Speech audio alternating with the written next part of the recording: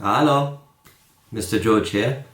So I want to make sure that you are ready for the GarageBand template that you're going to create. We're going to dive into the iPad now. I've clicked on the settings tab, which is this gear icon, top right of the screen. Metronome and counting you will not change.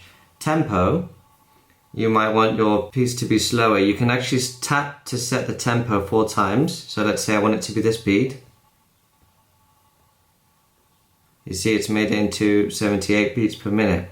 60 beats per minute equals to 1 second, which would mean 120 beats per minute equal to half a second. So that gives you an indication of what kind of number you want your tempo to be on. Moving on, we have time signature 4/4. That's going to be fine for all of these songs. Key signature, something you need to change before you even start really. Next up we have fade out. Now fade out, if you toggle the switch, so if you want your song to sort of fade out, you would click it. If you don't want it to fade out, you would untoggle the switch. How do you add sections to your song? Well, let's look into GarageBand again.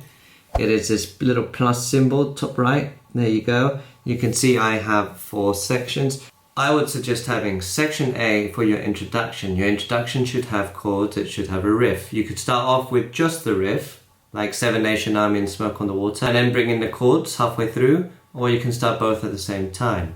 Section B can be the verse. Section C could be chorus. Higher pitch singing, more's happening, maybe more of a drum beat in there. It's the uplifting part and the lyrics stay the same. It's a summary of the song overall, and there should be a hook. And section D can be your outro, something to close the piece. It can be an exact repeat of the introduction. Let's have a look at how you would copy paste your introduction into the outro. So I need to go to section D just to show you. As you can see, there is nothing in section D. I actually want section A to be the same. So I'm going to scroll over to section A. I can actually hold my finger down, this little square comes up. I can drag it on both clips, double click, copy, and then head over to section D, double click, paste, and you can see that it's pasted both. So that's a little bit of a time saver for you. If you want to copy more than one thing, you can actually do that by holding your finger and dragging it over the tracks that you want to copy. Next thing I want to talk about is the melody, which would be sung for the majority of you, and it's preferable if you do that rather than just play a melody.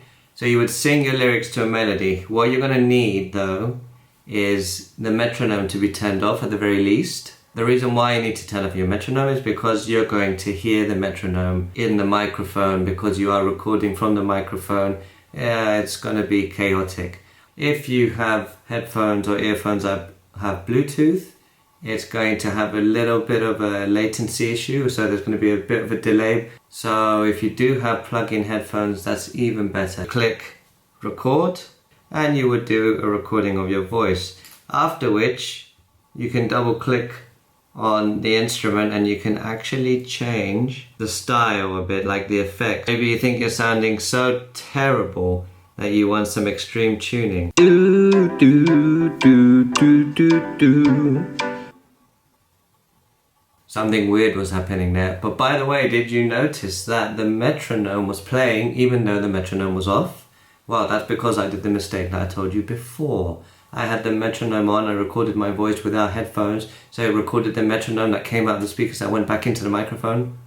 Crazy stuff.